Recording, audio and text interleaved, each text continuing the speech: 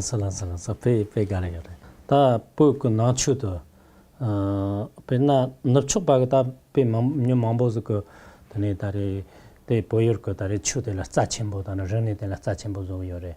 yena nga chu poyor ko tare shiom ba chi gergin na ra ga tane kheba na ra khorang chu na te cham zu de poyor ko chu de la thongchin tare ga she ke yo mare te na ngi khong ra chwa na khong dan chok gergin tare nyan cha chenbo re te ndi che gu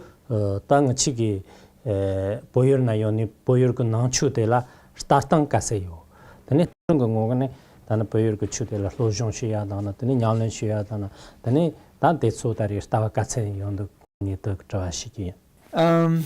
Okay, so first I definitely agree, and even in my lifetime and the part of my time that I spent studying Buddhism, I saw a tremendous growth in the study of Tibetan Buddhism, and even myself, I started to study Buddhism in Thailand, and then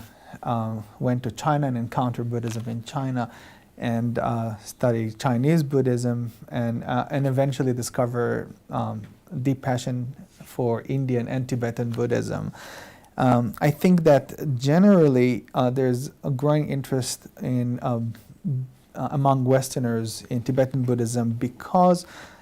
it seems to me and to a lot of other Westerners that Tibetan Buddhism has more fruitful connection with development in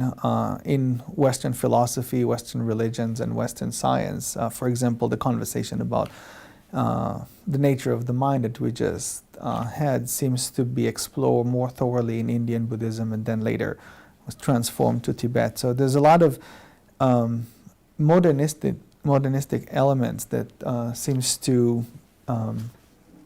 correspond to themes and topics that were explored among Tibetan Buddhists throughout the centuries. In the general population, there's a lot of respect to Tibetan Buddhism and Tibetan culture. It seems this is kind of like a popular image of Tibetan Buddhism in the West, is that it's a tradition that that know how to deal with the stresses of modern life. It's a tradition that can find a joy in life, and when a lot of Westerners have encounter with Buddhists and with Tibetans, either superficially or more deeply, they are really at awe with the simplicity, kindness, compassion, and happiness that they found among the Tibetans that they come in contact with. There's an influx of Tibetan teachers like yourself who's still coming to the West, and they made a deep impression on a lot of people. It seemed to me also that part of what happened now with the study of Tibetan culture and Tibetan Buddhism in the West is that we're moving into a more mature phase. So the earlier decades of interaction were some sort of like a fascination, an idealized vision of what Tibetan Buddhism and Tibetan culture is all about. And I think that we got a skewed picture and more of like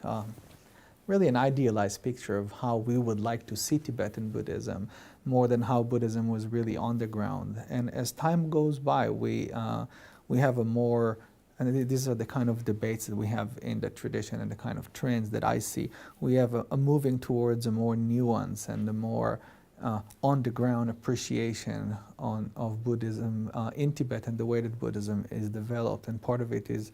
a very intensive effort to translate as many texts as possible. A lot of ethnographical works of people who are going to